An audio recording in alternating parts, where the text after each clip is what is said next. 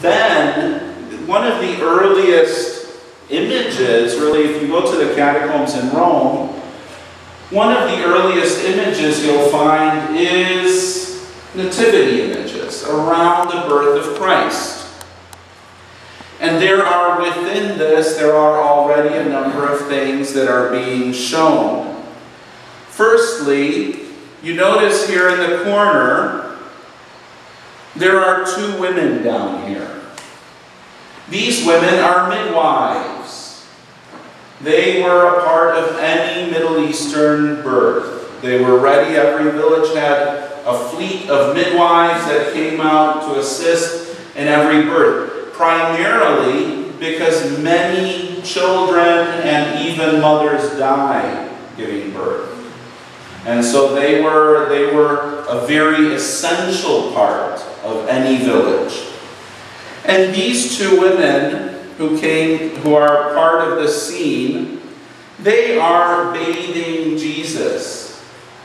And it's not meant to be baby's first bath.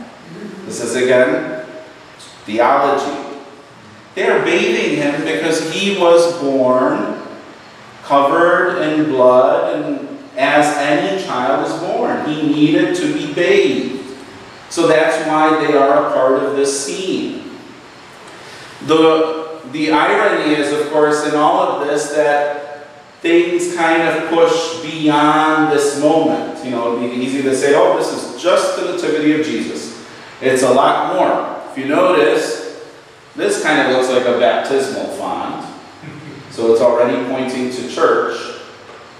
And Jesus is wrapped up like a mummy, lying in a manger that looks strangely like a rock-hewn tomb. In a cave. The cave, that's something else that is not in the Gospels, and that is from the Proto-Evangelium of James, which mentions specifically a cave. Now, Mary is depicted reclining. She is laying on a mattress.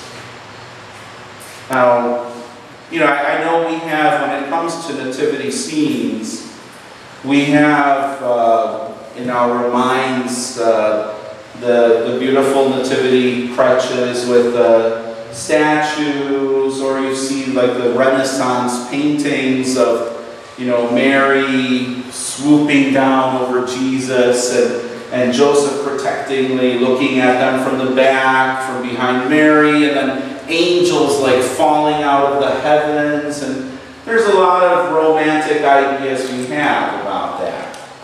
But anyone who has had a child will attest to the fact that there is no way that Mary would be kneeling next to the manger after having given birth.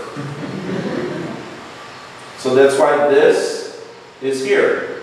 She's shown in a natural position because she suffered the trauma of giving birth to a child without an epidural. Well, it was difficult in this time. So again, it focuses, all of these things bring us into a meditation on this reality of Jesus' birth and the veracity of him as a child who is really human. Why would this be so important to show? Well, because one of the first heresies based in ancient Egypt, part of the Gnostic movement that you've heard about, I'm sure, the Gnostics had many issues about the flesh. And so they believed, certain parts of the Gnostic movement believed, that if God is really good, he could not assume flesh that was bad. And so they taught that this was not an actual real birth.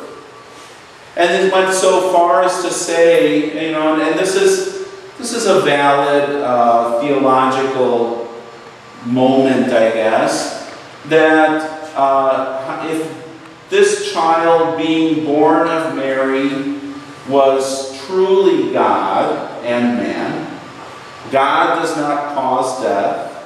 God does not cause any of the things associated with death, such as pain. then when Mary gave birth to Jesus, if he was really God, she would have had no pain in child labor.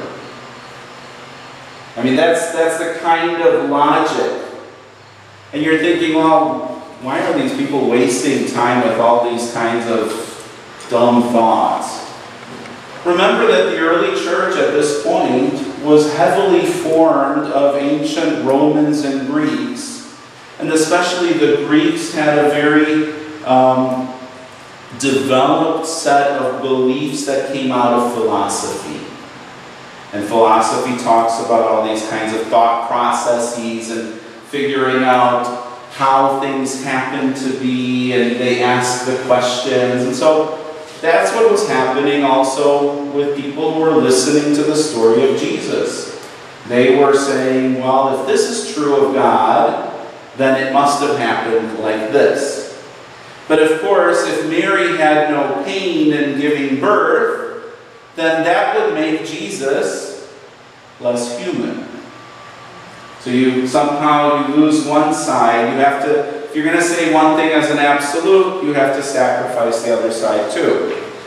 I say, and this is what the fathers should have said, if the apostles wanted us to know about Mary's pain, they would have put it in the gospel, so just lay off. But unfortunately, I wasn't around to put my contribution into that. So.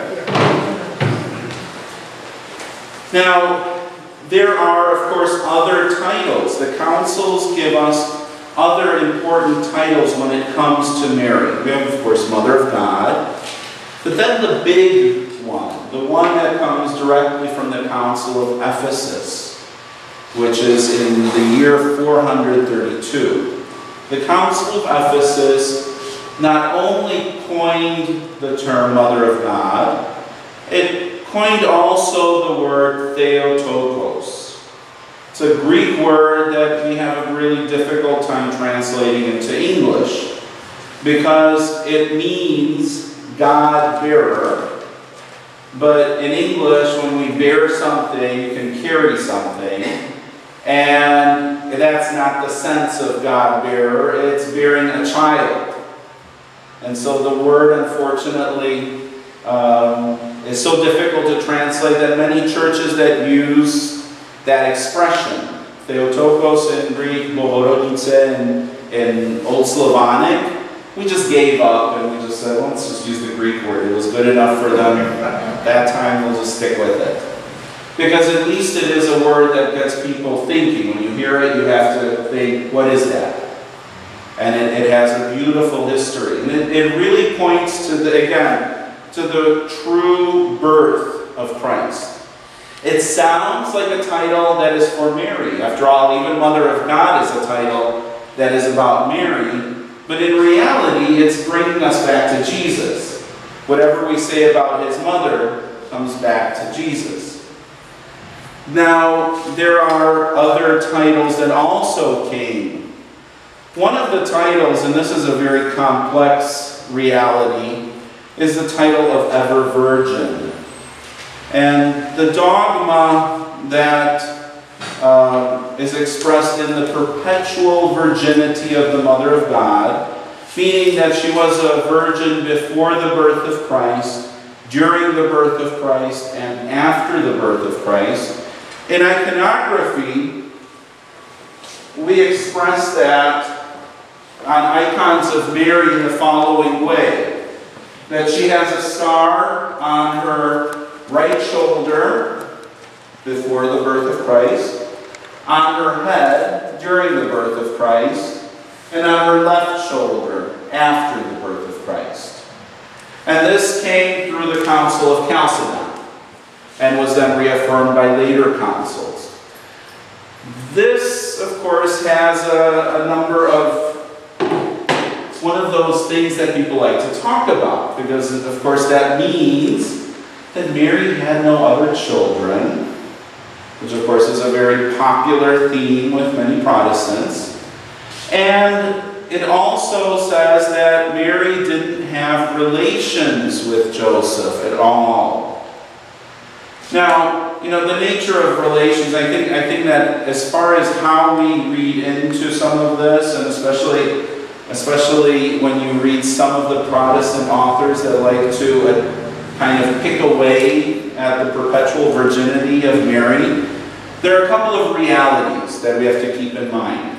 The Church's tradition on the perpetual virginity of Mary is based on a couple of different things. Firstly, it is based on a kind of a philosophical assumption. And so this is where we can actually use philosophy for something good as opposed to, the previous issue. And this assumption says that when a human being has an intense experience of God, that human being is no longer the same. That it's kind of, once you have had the most blissful, holy experience of your life, you can never come down from that. And so Mary's experience is not like the Old Testament experiences. Moses, when he talked to God in the burning bush, we're told by the biblical tradition that his face was changed, that his face was lit for the rest of his life. And all the Jews, they couldn't even bear to look at his face. Abram became Abraham. And in the Old Testament, these things that are kind of cosmetic, for us it would be like, well, you were born Robert, but now you want to be called Carlos. No, that's not Abraham. In the Old Testament, this was the kind of superficial way of showing something really deep. That Abram, before he was called by God, was one way, and then he really changed because of his experience of God. And so the best way to do it was to give him a new name, showing that he was, a new person almost. And so these who had an experience of conversation with God, that's one thing. Mary had God within her. In that little child forming in her womb, she had a closeness with God that not even Adam and Eve had. Walking with God in the garden, face to face. And so, from all of humankind, she has a very unique place. And so for her to go and give her body to someone else just wouldn't make sense. And so the fathers based it on that, for one. That's a philosophical argument. Now I've boiled it down into a nice little mini package, but it's actually quite a complex argument.